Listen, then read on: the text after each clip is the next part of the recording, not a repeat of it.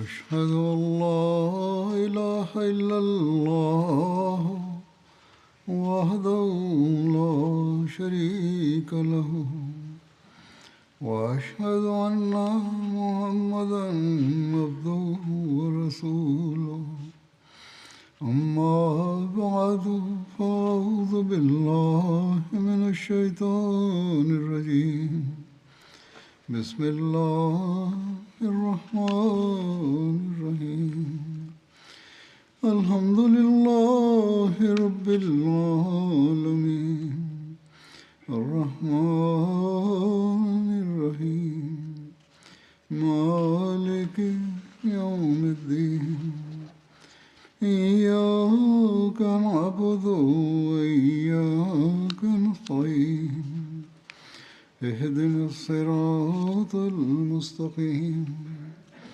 صراط الذين أنعمت عليهم غير المغضوب عليهم ولا الضالين.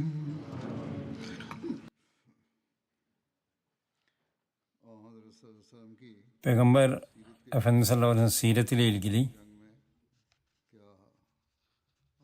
savaşlardaki usvesi örnekleri neydi? Biz onu bahsediyorduk. Hayber'den bahsediyorduk. Hayber Savaşı'ndan sonra Yahudiler tarafından Peygamber Efendimiz sallallahu aleyhi ve sellem'i öldürmek için bir plan yapıldı. Ve Peygamber sallallahu aleyhi ve sellem zehirli bir et yedirilmeye çalışıldı. Bunun ayrıntılarına gelince Hayber fethedilince ve onlarla bir sözleşme yapılınca, antlaşma yapılınca onları yenilgiye uğradıktan sonra Peygamber Efendimiz sallallahu aleyhi ve sellem rahmeti ve şefkatinden feyzlendiler. Peygamber Efendimiz sallallahu aleyhi ve sellem onları affetti ve onlar Hayber'de kalmaya izin verdi. Bir gün Hayber Yahudiler Selam bin Mişrik onların reisiydi. Onun kardeşi tarafından, yani kız kardeşi tarafından bir Peygamber sallallahu aleyhi ve selleme bir et getirildi ve dedi ki ben size hediye olarak getirdim. O Peygamberin karşısına bunu koydu. Orada bazı ashab da vardı. Bunlar arasında Bişr bin Bera'ydı bir tanesi. Peygamber sallallahu aleyhi ve sellem ashaba yaklaşın dedi. Oradan bir parça aldı. Diğer insanlar da aldı. Peygamber Efendimiz sallallahu aleyhi ve sellem şöyle dedi. Durun. Çünkü bu et zehirli olduğunu gösteriyor. Hazreti Bişr bin Bera şöyle diyor. Allah'a yemin olsun.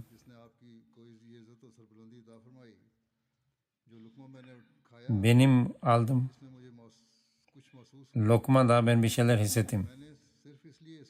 Ben bunu dışarı çıkarmadım.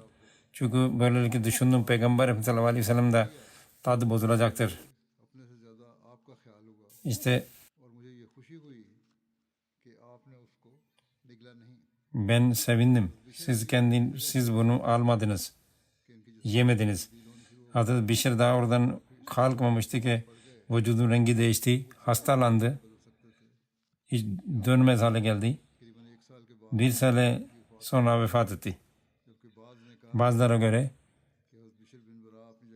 Hazreti Bişr oradan kalkmadan vefat etti. Peygamber Efendimiz sallallahu aleyhi ve sellem kadını çağırdı. Sen buna zehir mi kattın dedi. Dedi ki sen kim söyledi? Dedi ki bana bu et haber verdi. Dedi evet ben bu buna zehir kattım. Sana kim bunu emir verdi? Resulullah sana sordu. Dedi ki sen benim milletime ne yaptıysan Onun için ben şöyle düşündüm. तो हम आपसे निजात Eğer sen padişahıysan senden kurtuluruz. Eğer sen Allah'ın peygamberiysen sana Allah haber verir. इस औरत से दरगुजर फरमाया Resulullah sallallahu aleyhi ve sellem kadını affetti. आपने इस औरत से कोई बदला नहीं Hiç intikam almadı.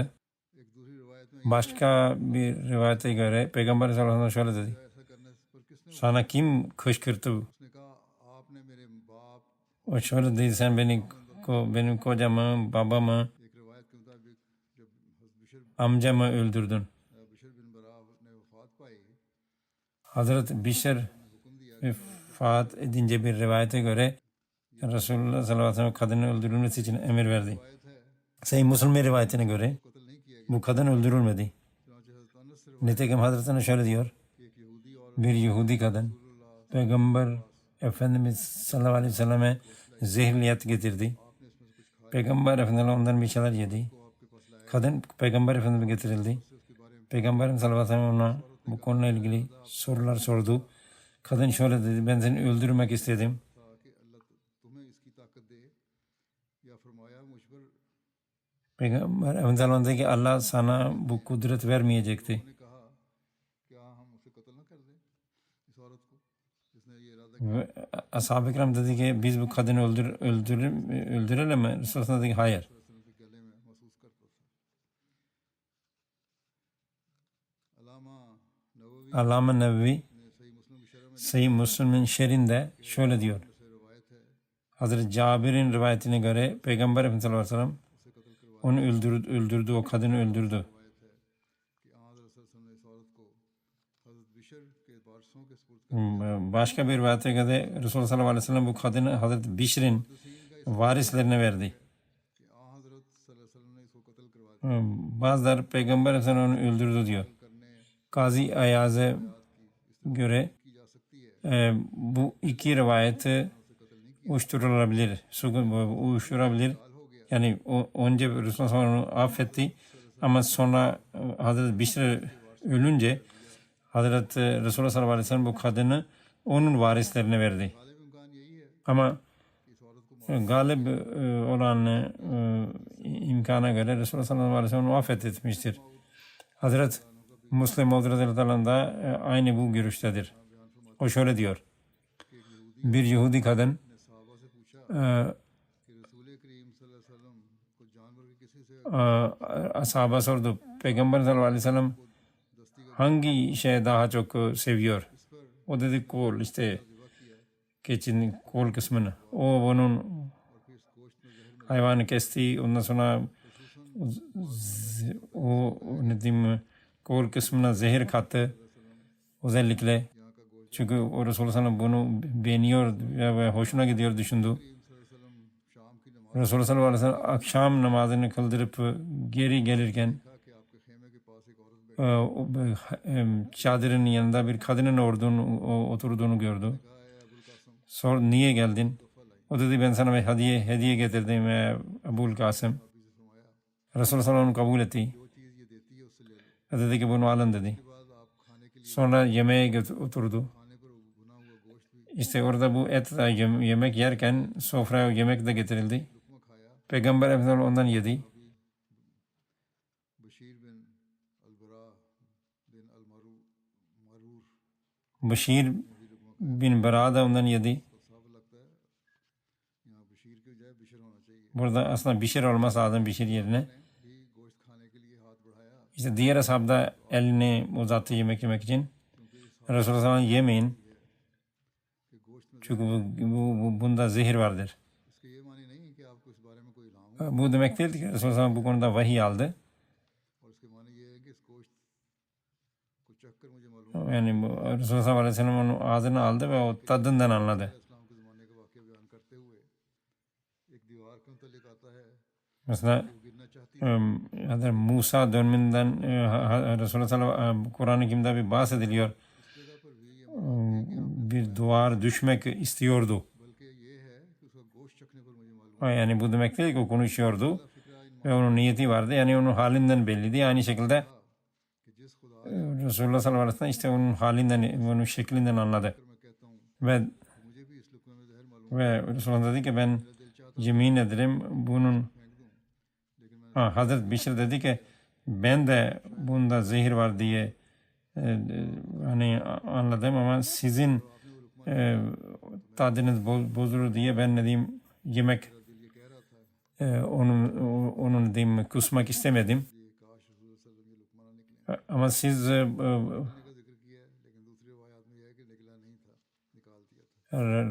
burada bu rivayette Resulullah Aleyhisselam onu yedi der ama başka bir rivayette Resulullah hemen onu kustu dışarı çıkardı. Rivayette de var. Bazı rivayetlere göre Hazreti Bişir orada vefat etti. Diğer rivayetlere göre daha sonra vefat etti. Bunun üzerine Resulullah sallallahu aleyhi ve sellem etin bir kısmını köpeğe verdi. Köpek öldü. Resulullah sallallahu aleyhi ve sellem kadını çağırdı. Ve ona dedi ki sen buna zehir mi kattın? O dedi sana kim bunu söyledi? Resulullah dedi ki bu etin bu kol kısmı gösteriyor. Bana söyledi. Bu o sırrın açıldığını görünce ikrar etti, kabul etti zehir kattığını. Peygamber sallallahu aleyhi ve sellem kim seni buna kışkırttı? Dedi ki benim milletle siz savaştınız. Benim akrabalarım öldürüldü. Ben düşündüm ki ben zehir vereyim bu adama. Yani Peygamber sallallahu aleyhi ve selleme. Eğer bu işte dünyanın birisi ise ölecektir. Bundan kurtuluruz. Ama eğer bu gerçekten peygamber ise Allah onu bir şekilde kurtaracaktır. Peygamber Efendimiz sallallahu aleyhi ve sellem onun bu sözünü dinleyince onu affetti.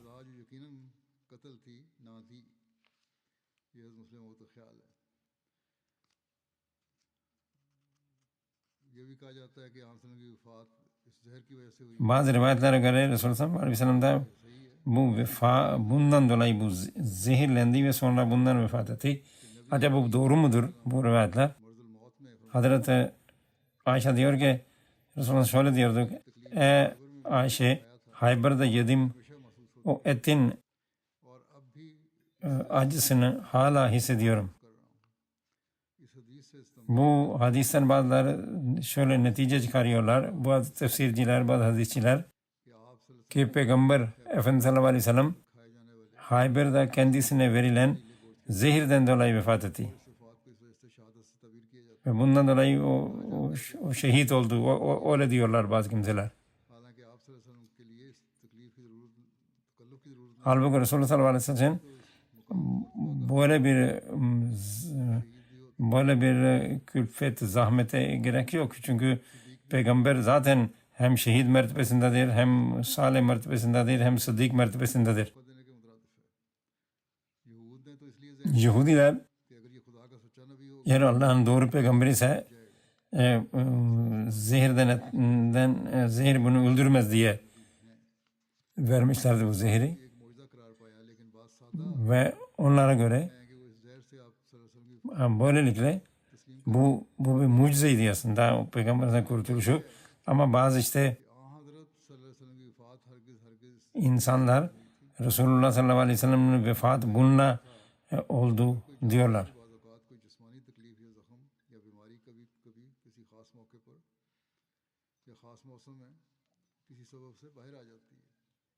İşte bazen eğer bazı rivayetlere göre Peygamber sallallahu aleyhi ve sellem bunu ağzına atmıştı ama hemen dışarı attı ve bundan dolayı onun boğazında bir rahatsızlık oldu.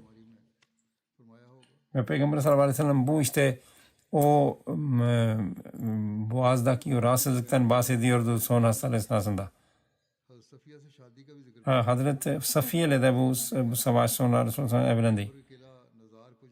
Bu kale fethedilince Nezar Kalesi birçok kişi esir alındı. Bunlar arasında Hazreti Safiye ve onun amca kız kardeşleriydi. Hazreti Safiye şöyle diyor. Peygamber Efendimiz sallallahu aleyhi ve sellem Nezar Kilesi'nde esir aldı. Kabile Nezar çok sağlam bir kaleydi.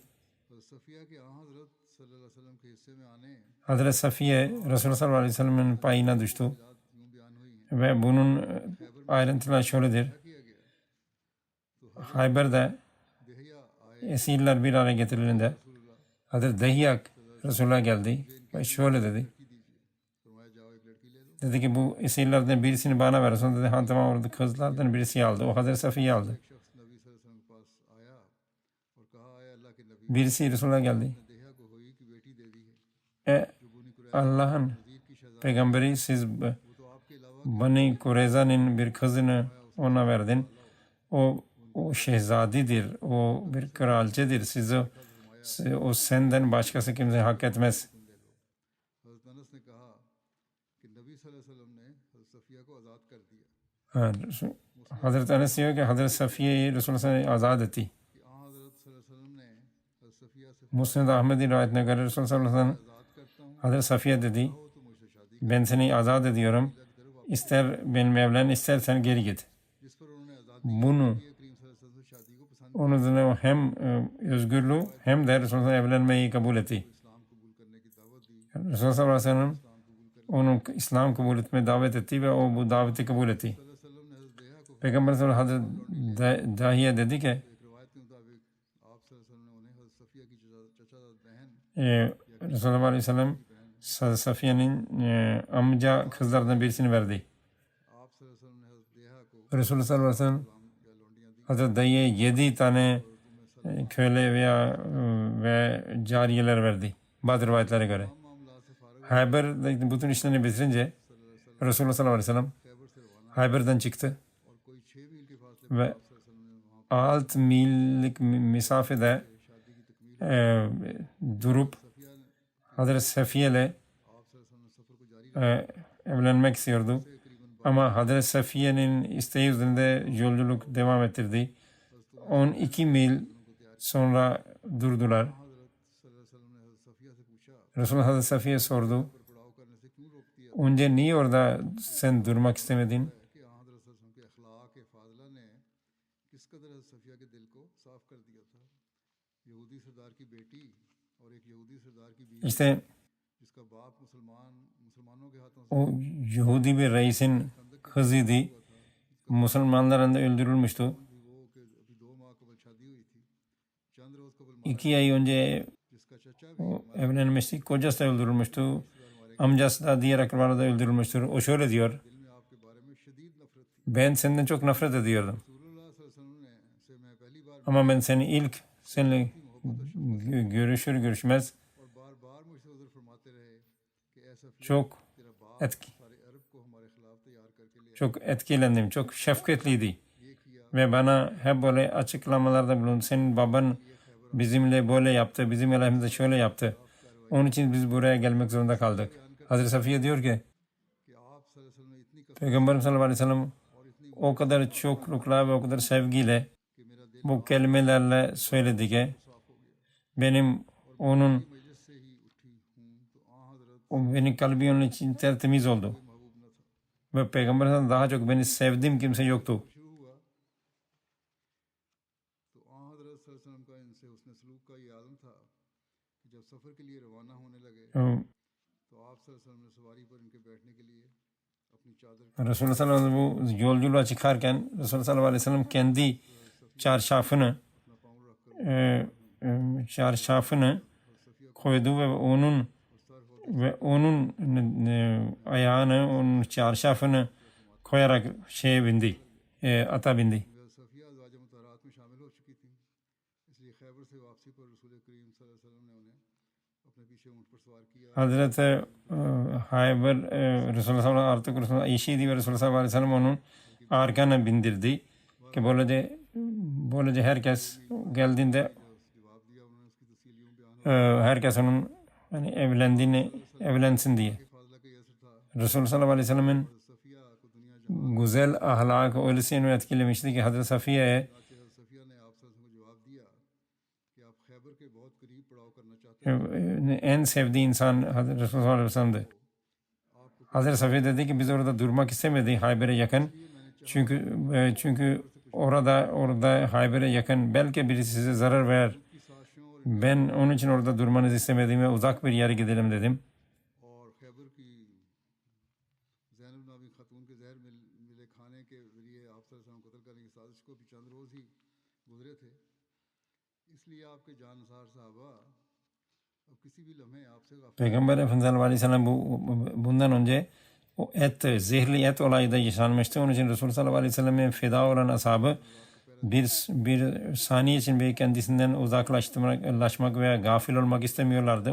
Bundan dolayı orada nöbet tutuyorlardı. इस शादी के दौरान देखने में आया और इस तरह है कि रात गुजरने के बाद जब वहाँ हज़रत सल्लल्लाहु अलैहि वसल्लम के सुबह Orada खेमे से बाहर निकले gece geçirdikten sonra Ansari Resulullah sallallahu aleyhi ve sellem evlendikten sonra Hazreti Resulullah sallallahu dışarı çıktı. Baktı Hazreti Ebu Eyyub Ensari kılıcıyla orada dolaşıyor. Çadır dışında. O şöyle dedi. मुझे इस यहूदी नौ मुस्लिम खातून से Allah Resulü ben bu yeni Müslüman olan Yahudi kadın konusunda hep endişelendim. नई मुसलमान Bu yeni Müslüman oldu. आपको कोई नुकसान Size zarar vermesin diye dışarıda duruyordum. तलवार लिए बाहर पैरा देता रहा। हज़रत अय्यूब की इस मासूमाना मोहब्बत के जवाब में Hazreti Eyyub'un रसूल सल्लल्लाहु अलैहि वसल्लम ने इनको दुआ देते हुए bu cevabını duyunca Resulullah sallallahu aleyhi ve sellem dua etti. अय्यूब की हिफाजत Ey Allah Eyyub'u koru. O benim koruduğu gibi sen bunu koru. इनका नाम खालिद बिन जैद था। ये वही सहाबी हैं जिनको हिजरत मदीना के मौके पर नबी अकरम सल्लल्लाहु अलैहि वसल्लम की कई माह तक मेज़बानी का शर्फ हासिल Onun adı Halid bin Zeyd diyesinde.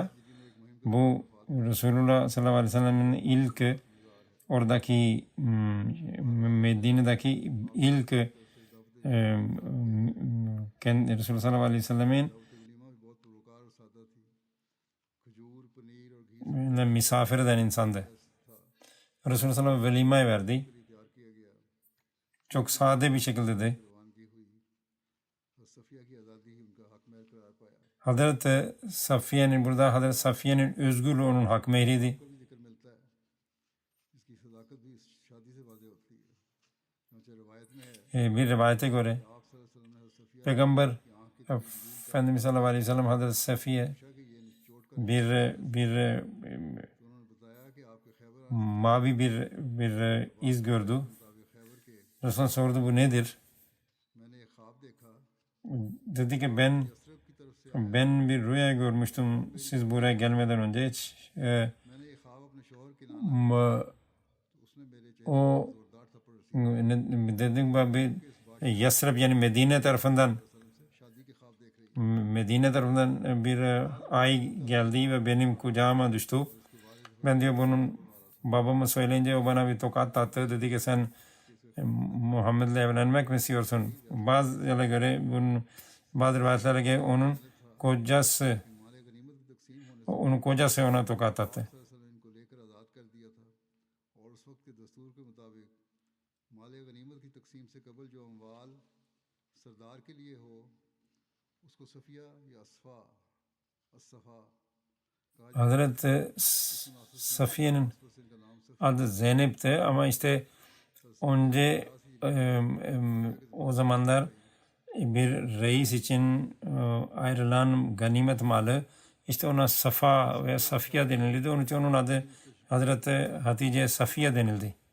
Hazreti Zeynep'e bu bayana. की शादी पर बाज़ एतराज़ कर Bazıları Safiye ile Resul'ün evlenmesiyle ilgili itiraz ederler. मसलन encyclopedia Britannica Mesela Ansiklopediya Britannica'da Muhammad नज़म Muhammed'inizm altında şöyle yazılıdır इसका मियाब मार्के का आखिरी का ki bu savaşın son yapılan işi o reisiyle yani kız ile evlenmesi değil Resulullah sallallahu aleyhi ve sellem'in. कि जो उसके बाप हुई और उसके शौहर के नाना के कत्ल का बायस था। Bu शायद शान से उसने अपने आप को नए रंग में रंग लिया।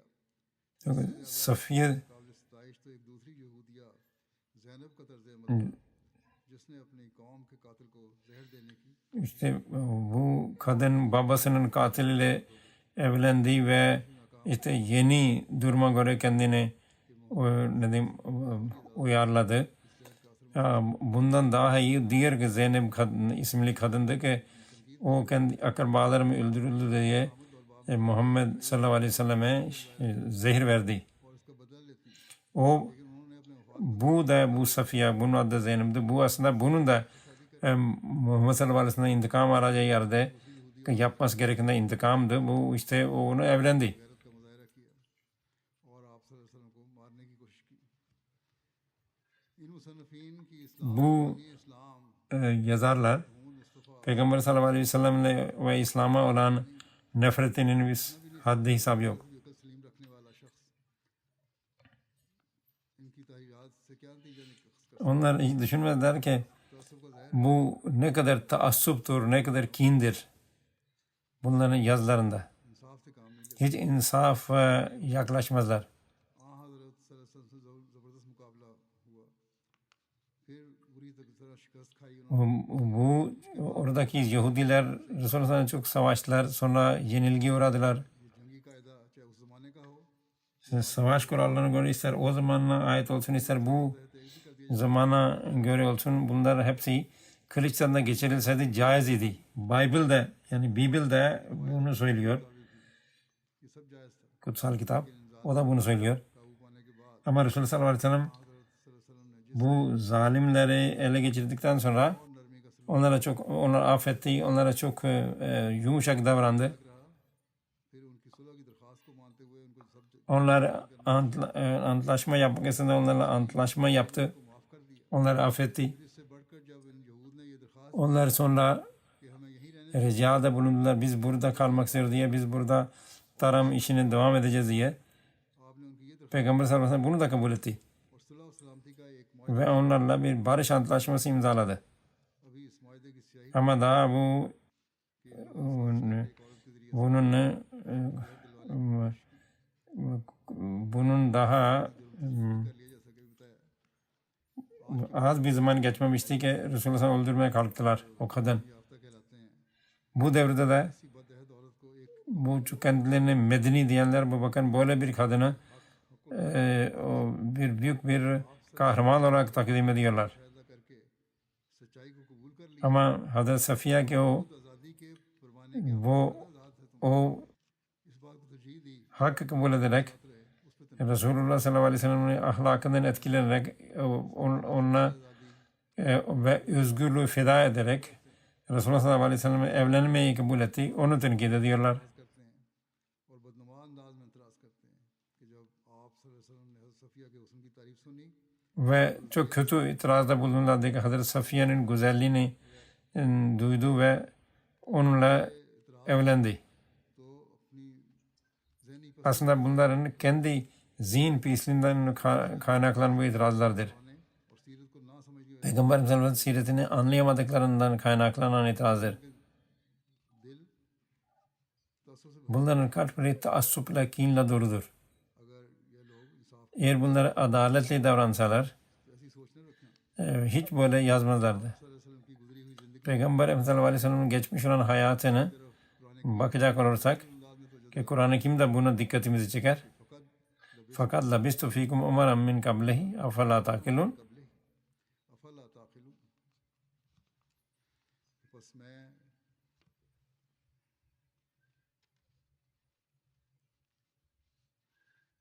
मैं इस रिसालत से पहले भी तुम्हारे दरमियान Yani ben bu peygamberlikten önce de uzun zaman siz arasında kaldım. Acaba siz akıl etmiyor musunuz, düşünmüyor musunuz?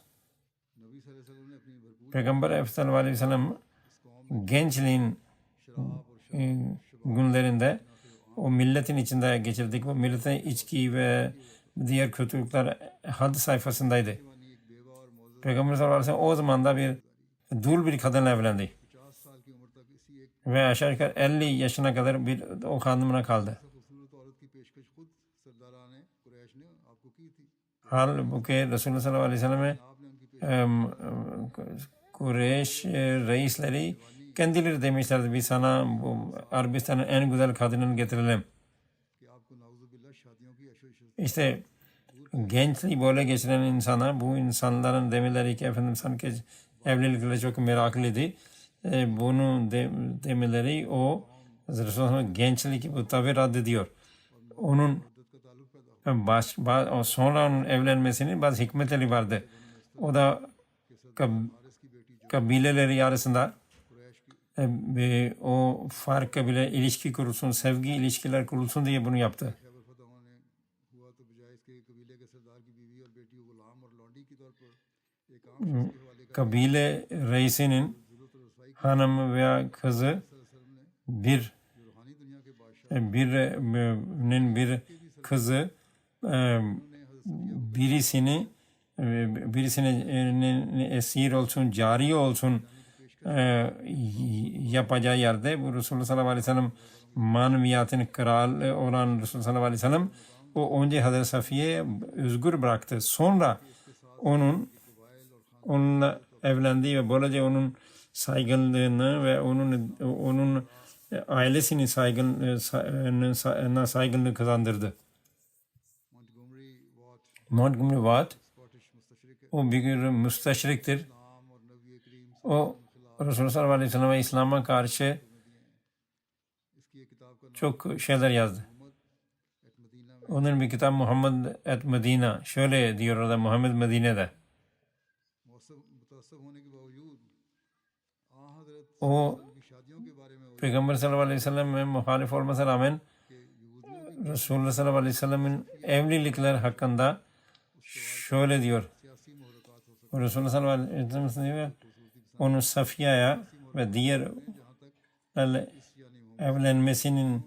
evlenmesine gelince मुजवजा शादियों का ताल्लुक है गालबन इसका बुनियादी bunun büyük bir siyasi bir gayesi vardı. तस्लीम कर लिया कि कोई Siyasi ilişkileri güçlendirmek istiyordu. Bundan dolayı evlilikler yaptı. एक मशहूर मुस्तशरिक William more William Muir başka bir meşhur müsteşriktir. पर इस तरह के एतराज के जवाब में फरमाते Hazreti Safiye evlilikle ilgili diyor ki Mr. Muir हैं वो जानता ना था itiraz etti. कि मुल्क के अरब में O bilmiyordu mu ki सरदार की बेटी या बीवी से मुल्क में अमन व अमान कायम करने Arabistan'da böyle bir gelenek vardı ki barış sağlamak için bu şekilde evlilikler yapılırdı. कि अब कोई खटका नहीं चुनाचे खैबर की फतह के बाद Nitekim यहूद ने वहीं रहना Haber fethinden sonra तो सफिया की शादी के हवाले से हमारे सीरत नगार और मौरखीन ने भी बेहतियाती की Hazreti Safiye ile olan evlilik konusunda bizim bazı siret yazanlar da yanlış şeyler aktardılar. मसलन ये रवायत Mesela कमोबेश हर तारीख और सीरत की किताब benim söylediğim rivayet her Safia को पहले देहा के tarihi लेकिन जब de bulunuyor. किसे सुनो Ama Resulullah sallallahu aleyhi ve sellem önce Hazreti Dehiye'ye onu verdi ve sonra onun güzelliğini ve cemalini duyunca kendisi aldı. आया गया तो अनस बयान करते हैं जब हम खैबर पहुंचे Hazreti Enes'e rivayeti var. Biz Hayber'e vardık. Kale fethedildi. Huy bin Ahtib'in kızı Safiye'nin güzelliklerinden bahsedilince Resulullah'ın kendisi için seçti. बाज बीमार जहन के लोगों पर İşte bu rivayet bazı hasta zihinlerin कि सफिया की निस्बत बाज böyle şeyler yazmalarına sebep oluyor. देहा कलवी को दिया था फिर किसी ने उनके हुस्न की तारीफ की तो उससे मांग लिया Hazreti और इसके मुआवजा में इनको साथ लौंडे Şibli diyor ki नहायत बदनुमा bu rivayet çok yanlıştır. Çok बात मौजूद है तो जाहिर है कि मुखालिफ इससे कहाँ तक ज़्यादा काम लेंगे işte muhalifler bunu ne kadar kötü kullanacaklar. क्या हज़रत अनस ने मनकूल है लेकिन खुद हज़रत अनस से मुतअद्दिद रवायतें हैं और वो Bu Hazreti Enes'in rivayetidir. Ama Hazreti Enes'ten başka rivayetler de var bu konuyla ilgili. देहा के हिस्से में आई Mesela bir rivayet şudur. Hazreti Dahiye'nin payına düştü. कि एक आली मरतबत मोज़ज़ खातून Bunun üzerine birileri Resulullah sallallahu aleyhi ve sellem'e birileri geldiler. Dediler ki ey Allah'ın Resulü o böyle bir saygın bir kadın vardır ve senden başkasını hak etmiyor. के बाद वाले किसी साहबी ने ये रवायत की हो Belki अल्फाज अपनी जान से शादी işte sonra birisi belki भी नबी करीम सल्लल्लाहु अलैहि वसल्लम की शान के बारे में birisi böyle साहबी की जिनको पहला जो वाक़या bir मैंने बयान किया बाद में उसमें addition rivayet birisi böyle uydurmuş olabilir. Çünkü Resulullah'ın ashabı Peygamber Efendimiz Aleyhisselam'ın saygınlığı ve onuru konusunda çok hassas idiler. तरफ इशारा हो या ये भी मुमकिन है कि लोगों ने अपने तौर पर हज़रत सफ़िया के हुस्न जमाल के साथ साथ Bazı उनकी दीगर खूबियाँ और belki मरतबा का bazı insanlar और रावी ने एक मुख्तसर अल्फाज में जिसको याद रह गया o zaman olan olaylar yani işte birisi işte bir kısmını sadece aktarmıştır. नज़र नहीं करते वो ये है कि आ हज़रत सल्लल्लाहु अलैहि वसल्लम जिस Peygamber Efendimiz sallallahu aleyhi ve sellem उनके लिए किसी के अंदर yüce खूबियाँ और कमालात एक सतही और ज़िमनी yüce bir makama sahipti. शादी के ये फैसले जब Onun için bu tür şeyler ये नहीं थे sathi şeylerdir, yüzeysel şeylerdir. Birisinin güzelliği, birisinin şu bu diye bu yüzeysel şeylerdir. Onun evliliklerinin gayesi farklıydı. तो एक एक हरकत व सुकून Onun इलाही मंश her hareketi ve her duruşu Allah'ın menşesine, Allah'ın isteğine uygundu. Allah-u Teala onun hakkında diyor ki kul inna salati ve nusuki ve mahyaya ve mamati lillahi rabbil alemin. De ki benim ibadetim, benim hayatım, benim ölümüm hepsi Allah içindir. İşte kimin hayatının her anı böyleyse o nasıl bu kadar büyük bir adamı ilahi isteği olmadan atabilir? İşte Resulullah sallallahu aleyhi ve sellem yaptığı bütün evliliklerde onun çok bereketli neticeler ortaya çıktı. Resulullah sallallahu aleyhi ve sellem şöyle diyor. Peygamber Efendimiz sallallahu aleyhi ve sellem ile ilgili ashabın हाँ जनाब का कोई फेल और कोई call onun Resulullah sallallahu aleyhi ve sellem her bir sözü ve her bir hareketi bu Allah'ın vahyinsiz değildi. कि जो कुछ हज़रत Resulullah sallallahu aleyhi ve sellem mukalime, muhatabatı, onun sohbeti या जिस कदर ve अकल और शुर्ब ve ne kadar akıl yani yeme içmesi और मुआशरत ve onun ailevi ilişkileri, evlilikleri इसी ख्याल से अहादीस में दखल किए गए onlar hepsi कि वो तमाम काम bundan dolayı कुदस की रोशनी hadise sokuldu ki bunların hepsi Allah'ın और इमाम vahiy işaretliydi. वसायत यानी कुछ वास्तों से अब्दुल्ला इब्न उमर से रिवायत करते हैं कि Abdullah bin Ömer'den rivayettir ki मैं जो कुछ ben ne Resulullah sallallahu aleyhi ve sellem duyduysam onu yazardım मैं उनको हिफ्स कर लूँ ve onları hifzetmek istiyordum. कि ऐसा मत Bazılar bana dediler ki yok वसल्लम बशर हैं bunu yapma. Çünkü bu Resulullah sallallahu aleyhi ve sellem beşerdir. तो मैं ये बात सुनकर लिखने Ben bunu duyunca और इस बात का रसूलुल्लाह सल्लल्लाहु अलैहि वसल्लम के पास yazmaya bıraktım ve Resulullah sallallahu aleyhi ve sellem bunu söyledim. तो आपने फरमाया Resulullah sallallahu aleyhi ve sellem bunu da şöyle dedi. कि उस ज़ात की मुझको कसम है Allah adına yemin olsun ki कि जो मुझसे सादर benden होता है खा कौल ne olursa söz सब खुदा ताला की तरफ ister fiil hepsi Allah tarafındandır. हदीस की किताबों में बाज़ अमूर Bunun için इसी किताबों में बाज़ अमूर में हज़रत सल्लल्लाहु अलैहि वसल्लम की इज्तिहादी गलती birisi diyorsa eğer hadislerde Resulullah içtihad hatalarından bahsediliyor. वही से था तो फिर वो गलती क्यों हुई Eğer hepsi Allah tarafından niye bu hata yapıldı? सल्लल्लाहु अलैहि वसल्लम इस पर कायम नहीं रखे गए Ama उनसे फरमाते हैं Mesela şöyle diyor. कि इसका जवाब ये है कि वो इज्तिहादी गलती भी वही की रोशनी से दूर नहीं होती O içtihat hatası o da खुदा ताला के कब्जे से एकदम जुदा नहीं vahiy ışındaydı. इज्तिहादी गलती की ऐसी ही मिसल है जैसे आ हजरत सल्लल्लाहु अलैहि वसल्लम को नमाज में चंद दफ़ा साहब वाक़या हुआ İşte o da işte उससे दीन के Resulullah sallallahu aleyhi ve sellem mesela namazda Resulullah bazen unuttu.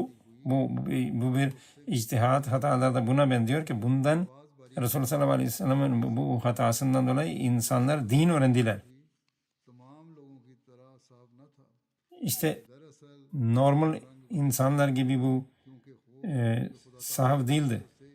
Bu özellikle Allah'ın özel tasarrufu altında bu yapılan bu hatalardı. Ki bunlara da bazı din meseleleri öğretilsin. के बहुत मसाले थे Bunun için Allah'ın birçok hikmeti vardı. गलती को भी वही से अलहदा नहीं İşte bu tür hatalarda vahiden ayrı değildi. अपने नबी को अपने कब्जे में ले Allah-u Teala peygamberini kendi tasarrufu altına alıp दूर को साहब की सूरत में या गलत इज्तिहाद के पैराए में जाहिर कर देते ve o bazı hatalar yaptırıldı ve sonra Allah Teala onun maslahat gereği onu düzelterek anlatıyordu ki insanlar bazı şeyler anlayabilsinler. İşte peygamberlerin içtihat hatasının hali de böyledir, durumu da böyledir. Allah Teala bazı hikmetler gereği o peygamberi kendi eline alır ve onun ağzından, dilinden bir şeyler çıkar ve daha sonra vahiy kapısı açılır ve o vahiy o hata ortadan kaldırılır. Mesela bir örnek olarak şöyle diyor. Hazreti İsa bir İncil'e doğru koştu. Onun meyvesini yemek için. Ruhul Kudüs onun dedi. Ama Ruhul Kudüs ona burada bir meyve yoktur diye haber vermedi. İşte istisna yokmuş gibi de istisna kaideyi bozmaz. Bu bir kuraldır. İşte Peygamber sallallahu aleyhi ve sellem 1 milyona yakın sözü ve fiili o her hareketi onun sözü o işte Ruhul Kudüs'ün nur ışığındaydı.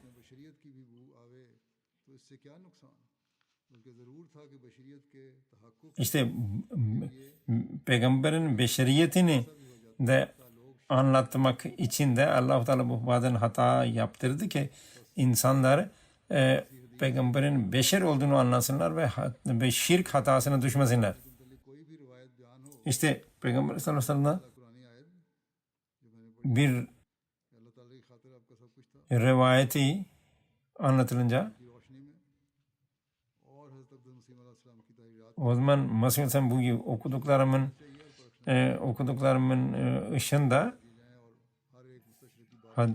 hadisler gözünde bulundurulmalı ve müşriklerin sözlerine kulak verilmemeli. 2 gün sonra Ramazan başlıyor. Allah-u Teala bundan en güzel şekilde istifade etmeyi nasip eylesin bize. Bunun için dua ediniz ve çaba sarf ediniz. Ben şimdi bir gaybi cenaze kıldıracağım.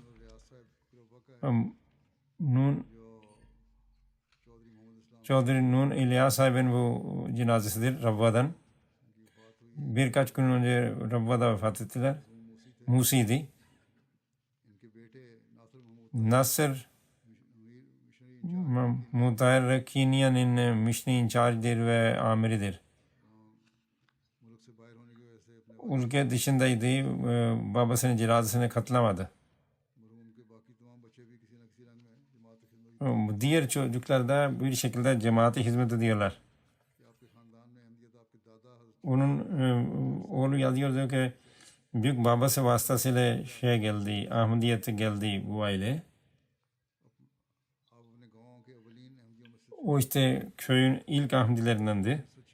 1956 senesinde bu vefat eden rahmetli Esir-i Rahimullah oldu. Polis onu çok eziyet çektirdi. Şiddet uyguladı. Ama Allah rızası için bu hepsine katlandı. Büyük bir sabır gösterdi. Cemaat nizamı ve hilafeti karşısında çok saygın bir insandı. Ve vasiyetin bütün hissesini hayattayken ödedi. Allah-u Teala onu affeylesin. Ve arkadakileri de sabır versin.